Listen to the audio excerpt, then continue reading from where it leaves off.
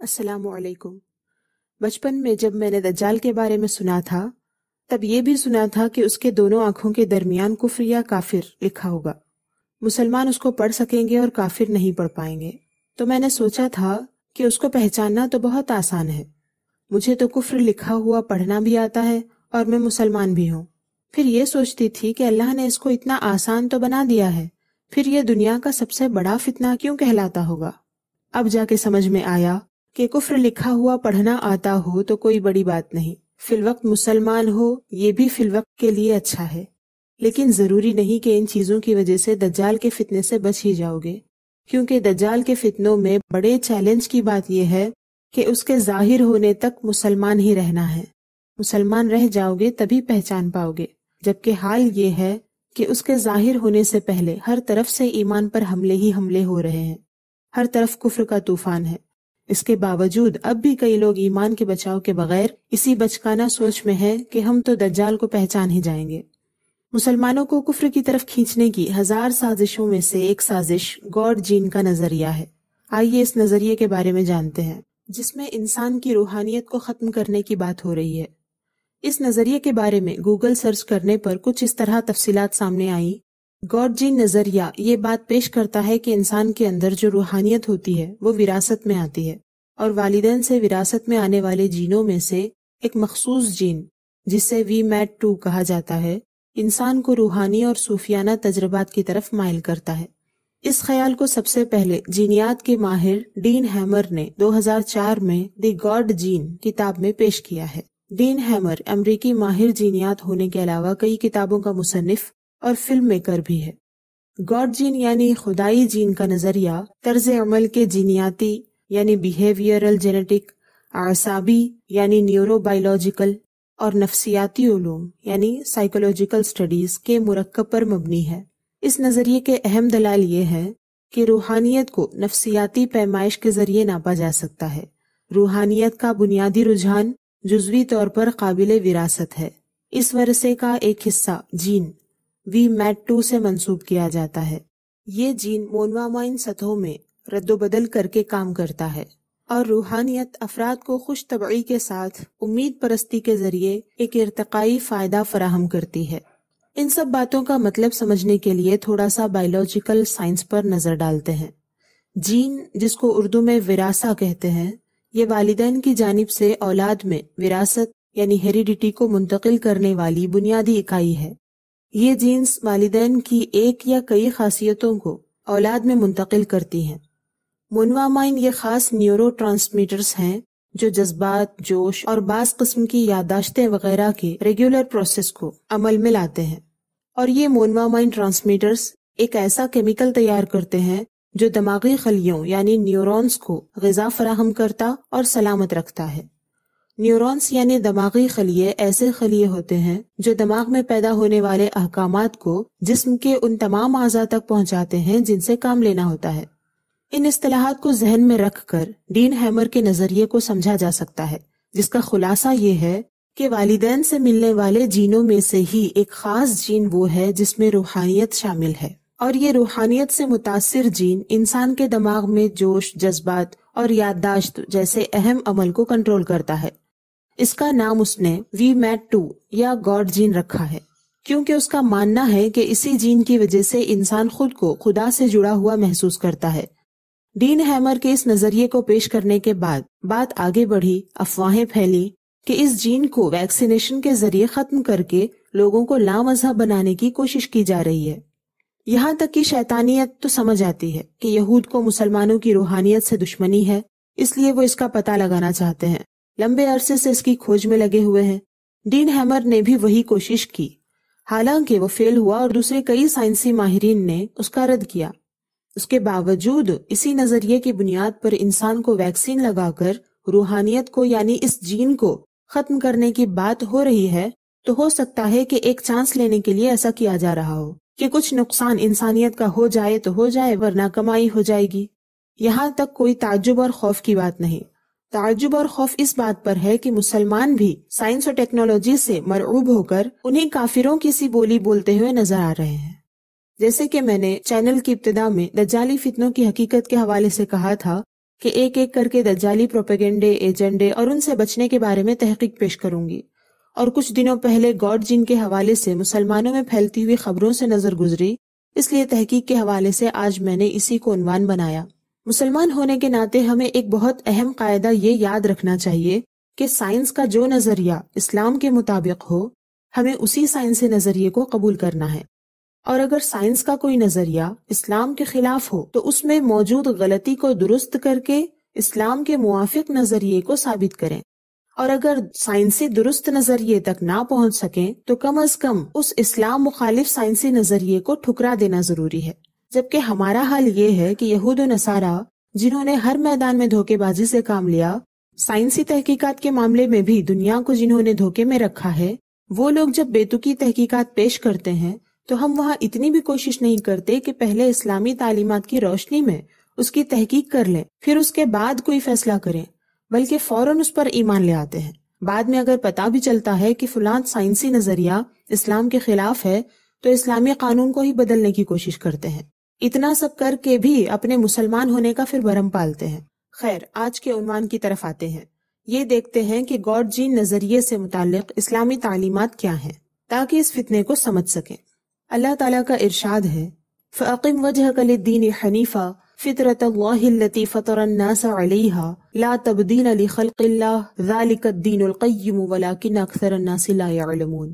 تو اپنا منہ سیدھا کر اللہ کی اطاعت کے لیے ایک اکیلے اسی کے ہو کر، اللہ کی ڈالی ہوئی بنا جس پر لوگوں کو پیدا کیا، اللہ کی بنائی چیز نہ بدلنا، یہی سیدھا دین ہے، مگر بہت لوگ نہیں جانتے۔ سورہ روم آیت نمبر 30۔ یہاں خلق اللہ سے مراد دین اور فطرت اسلام ہے۔ حوالہ بخاری شریف۔ اس آیت کی تفسیر مفسرین نے اس طرح فرمائی ہے کہ اللہ تعالیٰ نے لوگوں کو توحید اور دین اسلام قبول کرنے کی صلاحیت کے ساتھ پیدا کیا ہے، اور فطری طور پر انسان نہ اس دین سے منہ موڑ سکتا ہے اور نہ ہی اس کا انکار کر سکتا ہے، کیونکہ یہ دین ہر اعتبار سے عقل و فہم کے عین مطابق ہے، اور لوگوں میں سے جو گمراہ ہوگا وہ جنوں اور شیاطین کے بہکانے سے گمراہ ہوگا۔ حوالہ تفسیر خازن، تفسیر مدارک، روح المعانی۔ یعنی اللہ تعالیٰ حکم فرما رہا ہے کہ جب اللہ کے ایک ہونے کا علم حاصل ہو گیا تو بس اسی کی اطاعت کرو۔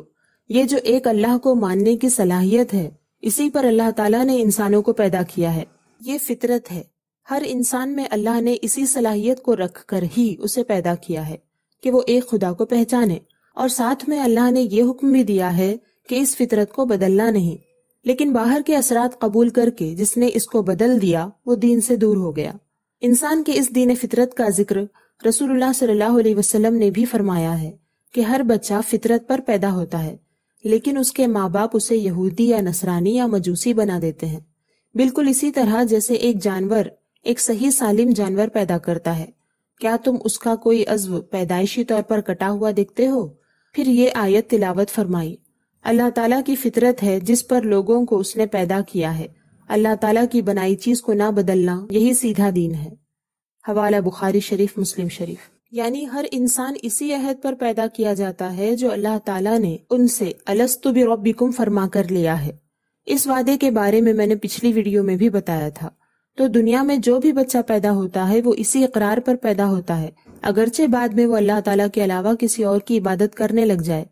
وہ کب تک اس فطرت پر رہتا ہے، اس کے بارے میں ایک اور روایت ہے، ہر جان فطرت پر پیدا ہوتی ہے یہاں تک کہ اس کی اپنی زبان وضاحت کرنے لگ جائے اور اس کے والدین اس کو یہودی یا نصرانی بنا دیں۔ حوالہ مسند احمد، حدیث نمبر 15674۔ جب بچہ بات کرنے لگ جائے، اسلام کے خلاف بات کرے، کفر کہے، تب وہ دین اسلام سے ہٹ جاتا ہے۔ ان سب دلائل سے یہاں تک تو یہ بات صاف سمجھ میں آئی کہ ایک خدا سے لگاؤ اللہ تعالیٰ نے انسان کی پیدائش کے ساتھ ہی رکھا ہے۔ اگرچہ والدین مسلمان نہ بھی ہوں تو بھی بچہ فطرت پر ہی پیدا ہوتا ہے۔ معلوم ہوا کہ ایک خدا سے لگاؤ کا جذبہ والدین سے وراثت میں ملنے والی جین پر منحصر نہیں ہے، وہ تو کسی جین کے بغیر بھی اللہ سے لگاؤ رکھنے والا ہی ہوتا ہے۔ یہ لگاؤ اس وقت سے ہے جب اللہ نے سب کی روحوں سے عہد لیا تھا اور سب نے کہا تھا، ہاں اے اللہ تو ہی ہمارا رب ہے۔ بس اسی لگاؤ کے ساتھ دنیا میں انسان آتا ہے۔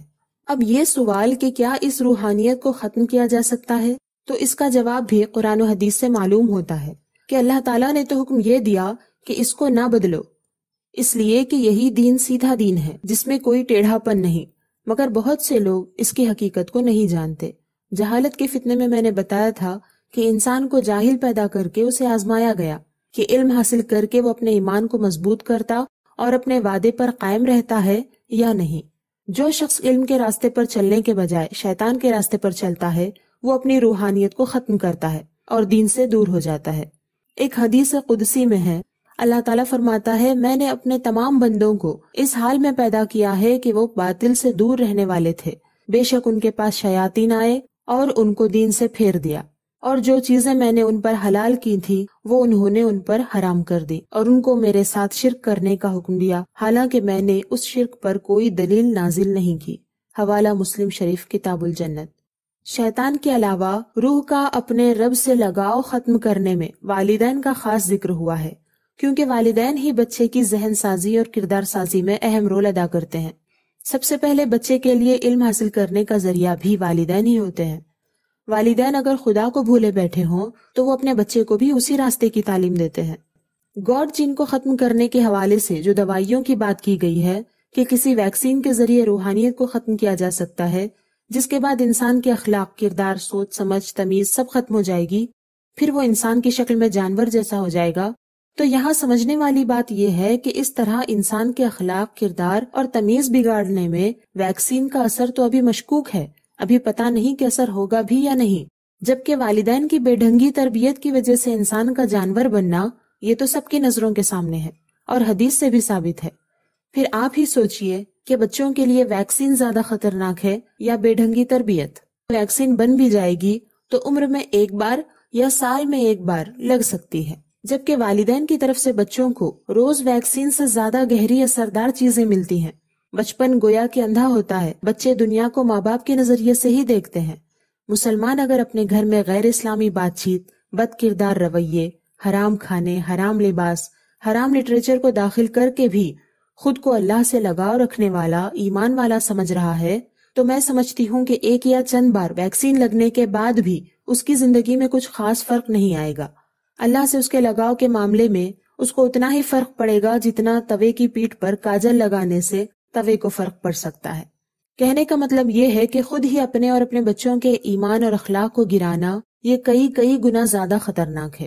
رہی ان نیکوکار، بااخلاق، ایماندار، سمجھدار لوگوں کی بات جو واقعی مسلمان ہیں، اللہ کی نافرمانی اور اس سے دوری کو برداشت نہیں کرتے، تو ان کی روحانیت اتنی ہلکی نہیں ہوتی کہ کسی کیمیکل سے اسے ختم کیا جائے۔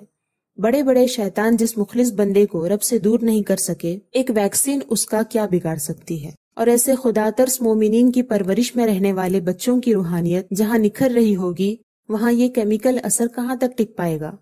اب ہو سکتا ہے کہ آپ کے ذہن میں یہ سوال آئے کہ اگر یہ گاڈ جین کو ختم کرنے والی بات اتنی ہی بیکار ہے تو کیوں اس کا چرچا ہو رہا ہے؟ تو اس کے بارے میں یہی کہنا چاہوں گی کہ سیدھی بات سے گمراہ کرنے کی شیطان کی گھٹیا عادت ہمیں بھولنی نہیں چاہیے۔ یہاں بھی چند طریقوں سے مسلمانوں کو گمراہ کیا جا رہا ہے۔ پہلی گمراہی یہ ہے کہ شیطان انسان کی عظمت گھٹانے کی ہمیشہ کوشش کرتا ہے۔ جب انسان اپنی صلاحیتوں کو سمجھ نہیں پاتا اور شیطانی چال بازیوں کے آگے خود کو کمزور محسوس کرتا ہے تو شیطان بڑے مزے لیتا ہے۔ وہ ہمیشہ انسان کو گرانے کی کوشش کرتا ہے۔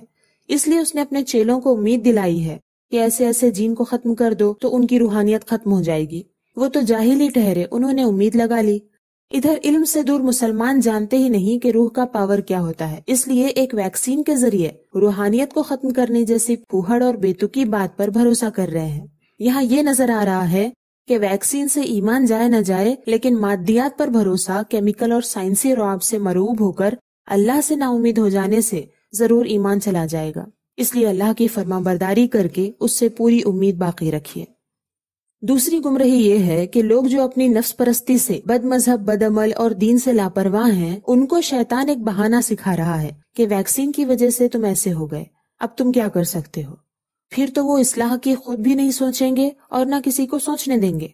مائکرو چپ والے ویڈیو میں نے یہ بتایا تھا کہ اللہ نے شیطانوں کو اتنی سکت نہیں دی ہے کہ وہ انسان کی عقلیہ روح پر کنٹرول کر سکیں، اس لیے کبھی یہ نہ سمجھیں کہ ایسی واہیات چیزوں کی وجہ سے ہمارے لیے ہدایت کا راستہ بند ہو سکتا ہے۔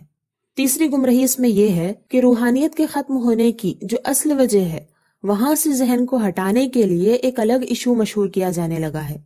یہ بھی بڑی اہم وجہ ہے۔ جب میں نے پہلی بار سنا تھا کہ 2005 سے ہی پولیو ڈراپ میں اس جین کو ختم کرنے کی دوا شامل کی جا رہی ہے تو مجھے تھوڑی دیر کے لیے یہ خیال آیا کہ شاید اسی لیے بچے نافرمان ہو رہے ہیں۔ اس کے بعد جب گہری نظر سے معاشرے کو دیکھا تو بس اس دن سے بچوں پر زیادہ رحم آنے لگا۔ وہ ویکسین نہیں تھی جو بچوں کو نافرمان بنا رہی تھی، وہ تو بڑا زہریلا تیر نکلا جس سے دن میں بے شمار مرتبہ بچوں کو زخمی کیا جا رہا تھا۔ پھر دیکھا تو بڑے بھی اسی سے زخمی ہو رہے تھے، آج بھی ہو رہے ہیں۔ یہ زہریلے تیر برسانے والے بھی وہی ہیں جو ویکسین کی بات کر رہے ہیں۔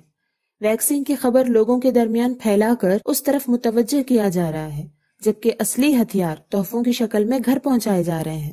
وہ ہتھیار جس کے خطرناک ہونے کی گواہی رسول پاک صلی اللہ علیہ وسلم نے دی ہے اور اس ہتھیار سے بچنے کا طریقہ بھی بتایا ہے، لیکن اس بات پر جتنا افسوس کیا جائے کم ہے کہ اپنے اوپر ظلم کرنے سے ہماری قوم باز نہیں آتی۔ اللہ کے رسول صلی اللہ علیہ وسلم نے فرمایا، نظر شیطان کی تیروں میں سے ایک زہریلا تیر ہے، جو شخص اللہ کے خوف سے اسے چھوڑ دے تو اللہ اس کے بدلے ایسا ایمان عطا فرمائے گا جس کی مٹھاس وہ اپنے دل میں محسوس کرے گا۔ حوالہ مستدرک للحاکم۔ نظر تیر بھی ہے، زہریلا بھی ہے، شیطان کا ہتھیار بھی ہے۔ نظر کو آوارہ کر کے مومنوں کے ایمان و کردار پر ڈائریکٹ حملے ہو رہے ہیں۔ ایک تو اس طریقے سے کہ بے حساب کفریات، بے حساب فحش منظر، بے حساب مار دھاڑ، بے حساب فضولیات، گندگیاں ایک چیز میں بھر دی گئی اور وہ ایک چیز انسان کی نظر کے سامنے رکھ دی گئی، موبائل۔ اب اپنی نظروں کو گھما گھما کر بندہ اس قدر آوارگی کے نشے میں دھت ہے کہ قطعی طور پر اسے سمجھ نہیں آ رہا ہے کہ کس طرح وہ خود اپنا ایمان اور اپنا کردار برباد کر رہا ہے۔ دوسرے اس طریقے سے کہ اطراف کے ماحول میں جہاں تک نظر پڑ رہی ہے وہاں تک آج کل آخرت کو بھول جانے والوں، دنیا کی دوڑ دھوپ میں مصروف فیشن پرستوں اور کافرانہ چال چلن والا ماحول ہی نظر آ رہا ہے۔ ایسا سامان نظر آ رہا ہے جو ایمانی مزاج سے بالکل الگ ہے۔ ماحول پر پڑنے والی اس نظر سے بھی دل تک ایمان کو کمزور کرنے والے ہی پیغامات پہنچ رہے ہیں۔ اور زہریلی نظر کا تیسرا طریقہ یہ ہے کہ اسکول کالج کا تعلیمی نصاب کافرانہ مواد سے بھرا پڑا ہے۔ وہاں تو بندہ اسی سوچ کے ساتھ نظر ڈالتا ہے کہ وہ اچھا کام کر رہا ہے، پڑھائی کر رہا ہے، جبکہ اس ذریعے سے بھی کفر و بے دینی دل تک پہنچ رہی ہے۔ اب کون سی جگہ بچی جہاں نظر پڑے اور وہ نظر شیطان کے زہر سے خالی ہو؟ ان سب طریقوں سے جتنی تیزی سے ایمان اور کردار کی خرابی ہو رہی ہے، شاید کسی اور طریقے سے ہو پائے۔ اسی لیے میں نے ابتدا میں کہا تھا کہ مسلمان رہ جانا یہ بڑا چیلنج ہے، ہمیں اس پر بہت زیادہ توجہ دینے کی ضرورت ہے۔ یہ وہ زہر ہے جس کے بارے میں اللہ کے رسول صلی اللہ علیہ وسلم نے ہمیں آگاہ کیا۔ آپ نے علاج بھی بتایا کہ نظر کو روک لو، ایمان مضبوط رہے گا۔ اور کیا چاہیے؟ اب کس بات کا انتظار ہے؟ اپنی حفاظت کا طریقہ جو ہمارے اختیار میں رکھا گیا، اس میں اگر انتہائی لاپرواہی کر کے نقصان پہ نقصان اٹھائیں اور دوسروں کے ناکام سازشوں پر بے مطلب کا خوف کھائیں تو اپنی اس بربادی کی کہانی دنیا کی سب سے بھدی کہانی ہوگی۔ اللہ ہم سب پر رحم فرمائے اور ہمیں خود پر رحم کرنے کی توفیق عطا فرمائے۔ امید کرتی ہوں کہ روحانیت کے حوالے سے یہ غلط فہمی دور ہو چکی ہوگی کہ وہ کوئی جین ہے جو انسان کو والدین کی وراثت میں ملتی ہے، اور یہ سمجھنے میں بھی مدد ملی ہوگی کہ رب سے اپنا تعلق بنائے رکھنے کے لیے روحانی صحت مندی بہت ضروری ہے، جس کی حفاظت کا طریقہ ہمارے اختیار میں رکھا گیا ہے۔ اپنا اور اپنے پیاروں کا خیال رکھیے، اللہ کے ہو کر رہیے۔ اللہ حافظ۔